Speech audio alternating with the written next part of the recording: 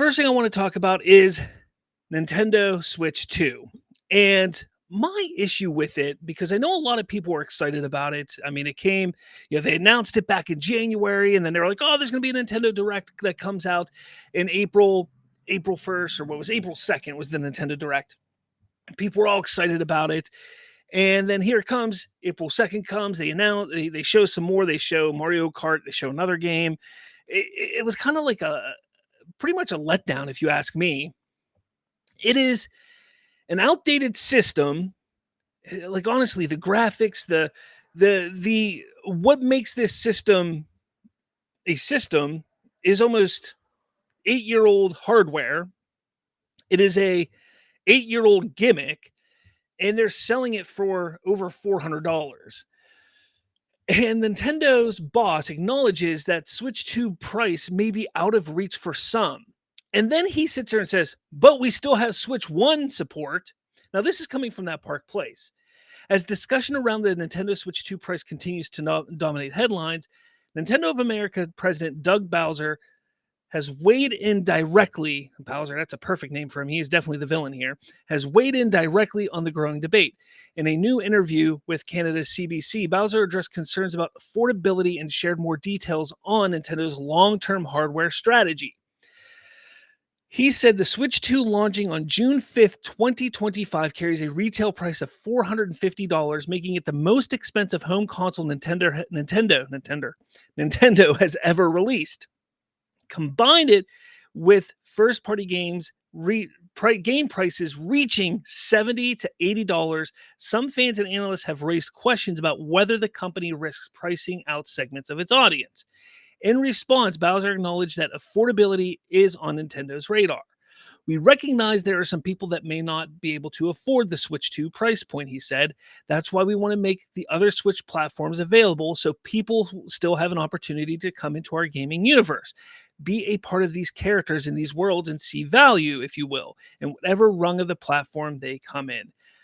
Bowser went on to emphasize that Nintendo will continue to sell and support the original Switch family, including the base model, the OLED model, and the more affordable Switch Lite into 2026. Several new first-party titles are still planned for the original hardware, offering players an alternative path into the ecosystem. So, I'm going to stop there. My issue with this, and we saw this, I believe it was with the PS3 or PS4 era, Xbox One, PS4 era, I think, where the prices weren't crazy, but they were there, and you couldn't get the consoles, but they continued the support with the older consoles, and people want the new consoles. They don't want the older consoles. I think Xbox did it best. Microsoft did it best with Xbox in this latest generation, having that S model and then the X model. I think they did it best because you were able to get a cheaper model that didn't have all the glitz and glamour of the more expensive model, but it was cheaper, more affordable, and you could still get the modern and the updated games looking good and great. I have one sitting right here. I have the more expensive one down in my home entertainment stand, but that is downstairs, and I have the cheaper model here because this is the one I bought early on, and then I bought the other one later on. That's what Nintendo should have done here. I think this is a terrible move, not to mention what's going on politically with the tariffs and everything like that. That is just a terrible move on Nintendo's front because there's a possibility the prices could be going up even more. Add to that the price of the games. The games going $70, $80, possibly $90 for some games is a possibility because once this is first party games that we're talking about for $70, $80, but once these third parties see, oh, people are going to buy these games at $70 and $80, well, then the third party manufacturers, the third party developers, I should say, are going to be like, well, why can't we do $80 and $90? And that's what's going to start happening. I just think it's a bad move going this route. I really, truly do. I don't think it's a good route and a good move to go this direction. But let me know your thought point here. Yes. Trayvon in here says PS3 was a $600 price point. That was a terrible move on their part. That really priced them out. And I think that gave a besides the part that the Xbox had a head start, if I'm not mistaken, the Xbox 360, but that really gave a big boost to the Xbox 360 and why that console won that generation. But that's besides the point. I'd love to hear what your thoughts are on this, because when I sit here, I have multiple kids who want this new Switch, but I sit here and I see $450 price point for it, possibly more with these tariffs, plus the games being as costly as they are. I'm not getting it right away.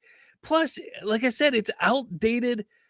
It's outdated hardware, and it's a gimmick that is old. It's a gimmick that just honestly, who really utilizes the controllers like they're supposed to be used anymore? Like at first, yeah, we did when the Switch first came out, but the motion controls, that whole thing, that's been outdated for a number of years at this point. It almost seems like it's a Wii U problem again. Not so much, not as bad as the Wii U, but to a point where it was just kind of like, hey, let's just do this. It was successful. Let's just keep doing it instead of building on it and doing something different and better. That's just what I see. And then they raised the price for it.